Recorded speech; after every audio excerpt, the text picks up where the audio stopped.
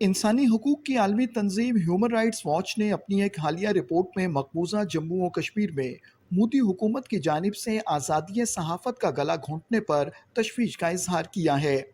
Report में बताया गया है कि अगस्त 2019 के बाद से कम अज़ कम 35 सहाफ़ियों की पुलिस की जानिब से पूछगिछ के दौरान तस्दील की गई। इनके घरों पर छापे मारे गए, इन्हें धमकियां दी गईं, जिस्मानी तशद्दुद का निशाना बनाया गया और इनके खिलाफ झूठे मुकदमात दर्ज किए गए।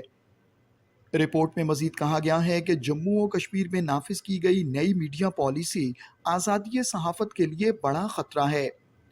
रिपोर्ट के मुताबिक भारतीय हुकूमत मकबूजा जम्मू और कश्मीर में इंसदाद दहशतगर्दी कवानीन का इस्तेमाल सहाफ़ियों की आवाज़ को खामोश करने के लिए कर रही है। रिपोर्ट में इस बात पर भी तशवीश का इजहार किया गया है कि कश्मीरी सहाफ़ी आसिफ सुल्तान को 5 साल जेल में गुजारने के बाद रिहा होते ही दोबारा गिरफ्तार कर लिया गया।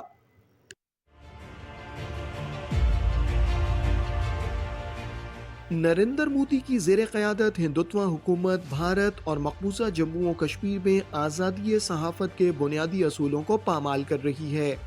भारतीय सहाफ़ियों का कहना है कि उन्हें हिरासा करने के लिए उनके खिलाफ झूठे मुकदमात दर्ज किए जा रहे हैं और भारतीय हुकूमत के इन इक़दामात का मकसद सहाफ़ियों को सच बोलने से रोकना है।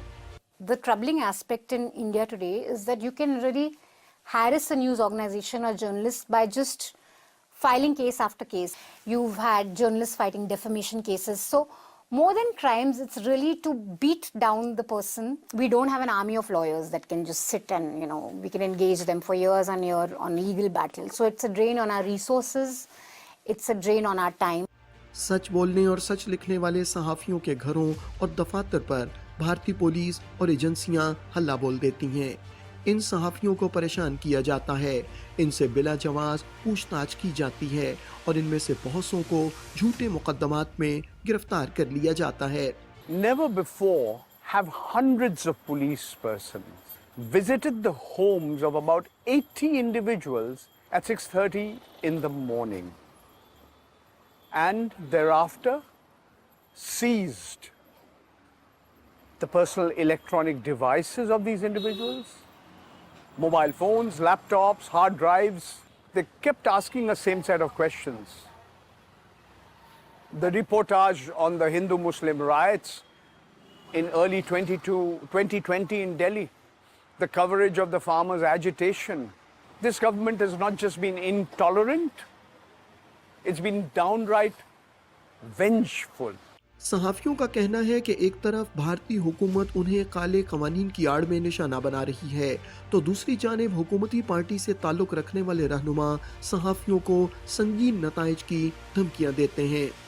Number of political leaders of the ruling party, they themselves target the journalists or use intemperate language or threatening language against the journalists. Then it's very natural that, activists of the political parties at the grassroots level will be emboldened by it. So that's why the number of attacks have increased. आज़ादी सहाफ़त के लिए काम करने वाले बैनुल अक़वामी इदारों की जिम्मेदारी है कि वो भारत और मकबूजा जम्मू और कश्मीर में आज़ादी सहाफ़त का गला घोंटने पर मोदी सरकार का मुहासबा करें।